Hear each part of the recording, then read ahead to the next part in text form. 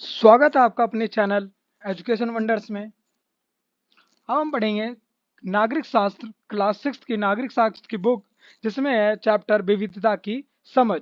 तो उसके बारे में कुछ महत्वपूर्ण बिंदुओं के बारे में हम चर्चा करेंगे। जैसे विविधता की समझ यानी भिन्न भिन्न चीजों की समझ, भिन्नता यानी विभिन्नता। गैर बराबरी, गैर बराबरी का मतलब है कि कुछ लोगों के पास ना अवसर है, ना ही जमीन या पैसे जैसे संसाधन जो दूसरों के पास हैं। इसलिए गरीबी और अमीरी विविधता का रूप नहीं है। यह लोगों के बीच मौजूदा असमानता यानी गैर बराबरी है। क्या है? गैर बराबरी। अगर किसी के पास अवसर है, किसी के पास नहीं है, किसी के पास जमीन है, किसी के पास नहीं है, किसी के पास पैसा है, किसी के पास नहीं है, किसी के पास संसाधन है जो किसी दूसरे के पास नहीं है, इसलिए इसे गरीबी और अमीरी का विविधता का रूप नहीं है। यह लोगों के बीच असमानता यानी गैर बराबरी है।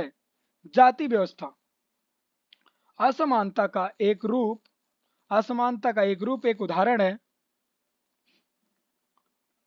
इस बंटवारे का आधार था लोग किस तरह का काम करते हैं, किस जाति में पैदा होते हैं, इसके बारे में जानिए। जाति व्यवस्था, जाति व्यवस्था ऐसा कोई है नहीं कि कोई अपनी जाति में बनाकर आता है, नहीं। हम जिस पैदा होते हैं, जिस कुल या जिस जाति में, वो हमारा जाति बनता, वो वर्ण बनता हमारा।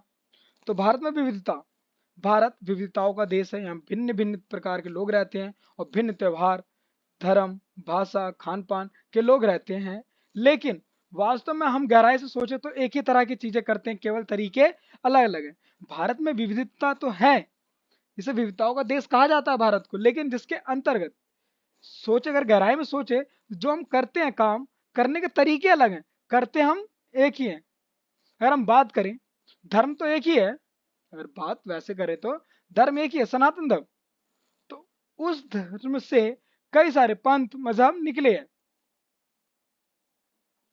विविधता के कारण प्राचीन काल में लोग युद्ध, भोजन व अकाल अन्य कारण से एक स्थान से दूसरे स्थान चले जाते थे और यात्रा के साधन के अभाव में वहीं रहने लगते थे। यानी कई बार ऐसा होता था पुराने समय में, लोग एक स्थान से दूसरे स्थान चले जाते थे, या फिर किस कारण युद्ध होता था तब, फिर भोजन अकाल पड़ जाने के कारण वह की संस्कृति भाषा को सीख लेते थे और अपनी पुरानी संस्कृति व नई संस्कृति के साथ सामंजस्य बनाकर नई संस्कृति उभरने लगती थी। विविधता के लोग विविधता के लोग भौगोलिक कारक भी महत्वपूर्ण, जैसे जलवायु, मृदा, मानसून, जल, मैदान इत्यादि। लोग अपने भौगोलिक परिस्थितियों के अनुरूप और संस्कृत परंपराओं को ढाल लेते थे। जैसे विविधता के लिए क्या भौगोलिक कारक भी बहुत महत्वपूर्ण है, जैसे जलवायु, वहाँ की जलवायु कैसी है, वहाँ का वातावरण कैसा है, वहाँ के लोग कैसे हैं, वहाँ का मानसून कैसा है, वहाँ का जल कैसा है, वहाँ की मृदा, मैदान, लोगों का व्यवहार कैसा है, वहाँ की संस्कृति कैसी है, उसके अनुरूप अपने आप को वहाँ पे ढाल लिया करते थे। तो इसी में आता है नेहरू की पुस्तक भारत की खोज। यह बहुत ही गहरी है, जिसके अंदर अलग अलग तरह के विश्वास और प्रथाओं को स्वीकार करने की भावना है। इसमें विविधता को पहचानना और प्रोत्साहन किया जाता है।